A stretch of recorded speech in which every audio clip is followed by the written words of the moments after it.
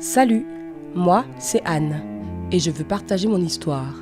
Si tu entends le mot drogue, tu vas tout de suite imaginer des images horribles de gens malades. Mon expérience te montrera que la drogue peut atteindre n'importe qui et n'importe où, même dans l'environnement le plus agréable avec de bonnes personnes, et essayer de ruiner ta vie. Je vais t'expliquer. Je viens d'un tout petit village, mais mon ambition a toujours été de déménager dans une grande ville.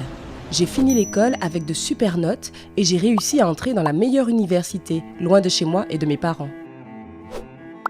J'ai eu une place dans un dortoir avec d'autres étudiants venant de petites villes. Je dois ajouter qu'on est entré dans une université de médecine, ce qui est synonyme d'études très difficiles et d'une quantité infinie d'informations à apprendre. J'avais toujours voulu devenir médecin, donc j'étais très enthousiaste au début. Je prenais des notes détaillées de tout ce qu'on me disait lors des conférences et des séminaires, et j'apprenais par cœur toutes les informations que je pouvais trouver dans les livres de cours.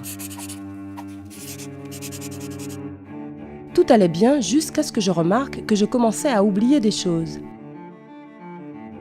Les élèves plus âgés ont expliqué qu'il s'agissait d'une surcharge cérébrale et que cela se produisait souvent chez les élèves de première année. Ils m'ont aussi dit qu'il y avait une solution, les pilules pour la mémoire. Bref, des drogues, mais pas très dangereuses. J'ai d'abord hésité parce que tu sais, la drogue quoi. Mais après quelques épisodes inquiétants, j'ai fait mon choix et j'ai pris les premières pilules. Tout d'un coup, j'étais super concentrée et hyper active. Ils m'ont prévenu qu'il valait mieux que je ne prenne ces pilules que pendant les périodes d'examen.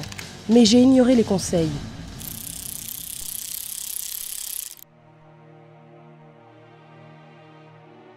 Quand j'ai essayé de me passer de ces pilules, j'ai recommencé à oublier tous les termes médicaux que j'étais censée apprendre par cœur. J'ai donc pris les pilules presque tout le temps. Pendant la journée, j'étais vraiment très active. Les problèmes arrivaient surtout la nuit. Je n'arrivais quasiment pas à dormir. Et je suis entrée dans ce cercle vicieux où, à cause de l'insomnie, je devais prendre plus de drogue pour ne pas m'endormir pendant les cours. Jusqu'au jour où j'ai dû aller à ma première session d'examen complètement épuisée. Mais à ce moment-là, j'étais sûre que tout irait bien.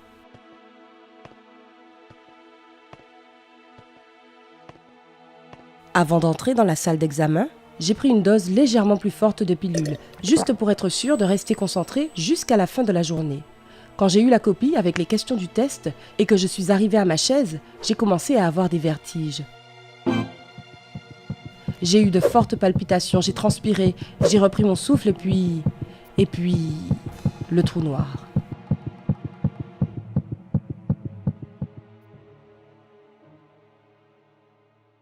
Quand je me suis réveillée, j'ai vu que j'étais entourée de médecins et de mon professeur d'anatomie, qui me regardaient bizarrement. À ce moment-là, ils avaient déjà le diagnostic. J'avais fait une overdose.